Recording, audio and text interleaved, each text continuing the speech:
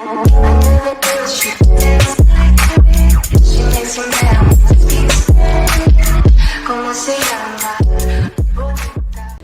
good, you guys? It's your boy Joe Castro, aka Philly Fresco. You know what time it is. We back with another one. It's Philly the podcast.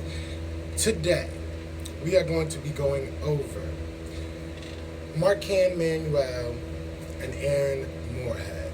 Who do I think will have the bigger impact? Who do I think needs to have the bigger impact for the 2020 Philadelphia Eagles to be the best team that they can possibly be? Now, before we get into that, obviously, like always, make sure to kill that subscribe button, hit that like button. If you are not already part of the family, do go head over to Instagram. I did post this on Instagram. I'm obviously going to have the image up behind me. And I always kind of just, use the people from the Instagram, use their input, and bring out videos for you guys. And we obviously do shout outs, which I'll do somewhere in the middle of the video. But yeah, man, join the family, bro. We're grown. We're so close to 500. I appreciate you guys. But without any further ado, so Maquand Manuel, he's our new DB's coach. He's got a hard job, and I say that because he's got weapons that we haven't had before.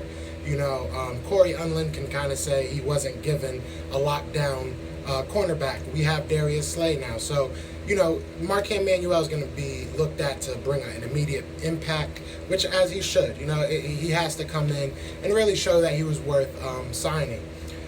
The offensive side, there's so many chefs in the kitchen that I think while Aaron Moorehead is going to be very important, I think he's going to have to be in the room when there's plays being called and stuff like that. I don't think he'll have much say in that, but I think he'll be a voice. So for that, his job is important, and obviously we have a lot of young wide receivers, so we kind of need him to bring them along and get us ready. We need somebody that's going to grow with Carson Wentz. We really need to have hit on somebody this draft. But I think Maquand Manuel's job is going to be tougher, and I think it's going to be more important. And the main reasons are simply, like I said, we have not done well in the secondary in a long time, in a while, and we haven't had a star like Darius Slay in a long time. So there's expectations that we haven't necessarily had the last couple of years. We've just kind of expected our defensive line and our front seven to carry the load, to get pressure and make our cornerbacks' jobs easier. While that's still the mind frame that we're going in with, we're still a front seven team. We're still all about our defensive line and creating pressure. There's different expectations now of the secondary. I feel like when you put somebody like Darius Slay, you think you should have one side, or if not, like one wide receiver completely taken out of the game. That's what you want. That's what you're going to be paying him to be, is to be that lockdown cornerback, that number one. So it comes down to Maquand Manuel finding that number two. Whether it be grooming someone, whether it be someone we have in the room. I think it's going to be very, very intriguing to see what he does with someone like Sidney Jones. He's obviously a second-round draft pick.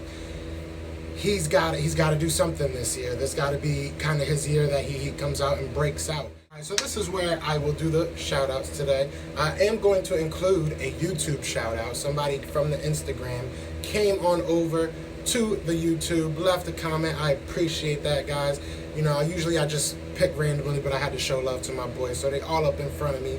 You know what it is, man. I appreciate you guys. Love you guys. Now back to the video. Gate City Sports did a cool little film review, basically about Sidney Jones last year and his games, his bigger games. He went kind of in depth over the Giants game, which was really dope.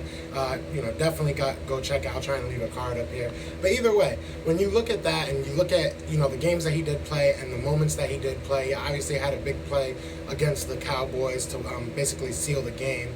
But you look at that and you hope that those are flashes of him being ready to be that number two. We drafted him to be a number one, but if he can at least be a solid number two, he'll be worth that investment. So that's going to be very big for Maquand Manuel to bring that out of him. Now, on the other side, again, Aaron Moorehead has a lot of young talent on his in his room, I should say. In his wide receiver room, there's a lot of young talent. You obviously got some older guys like, Marquise Goodwin, you got Alshon Jeffrey, you got Deshaun Jackson, but you also have the youth. The youth, especially this year, has to step it up. And I don't know if you want to batch Greg Ward with the youth, or if you want to say he's more of a vet. He's been with us for a little while, but either way, you have to get the most out of these guys. These are two position groups that we've been lacking for a while, especially cornerback room. But like I said, he has the talent now, so I have more expectations from him than I necessarily do from Aaron Moorehead. I think that's going to be more of a group effort. I think everybody on that offense, because we have like 15 different coaches on the offensive side. So I think, to give a plain answer, I think that Aaron Moorehead is going to be very important, but I think that Maquand Manuel is going to be the game changer for us. If he can get us right, having a top 10 secondary will make that defense scary. So what do you guys think? Leave some comments, let me know. Like I said, go head over to the Instagram page. But other than that, you know what time it is. It's Fly Eagles Fly. We out here. Hey.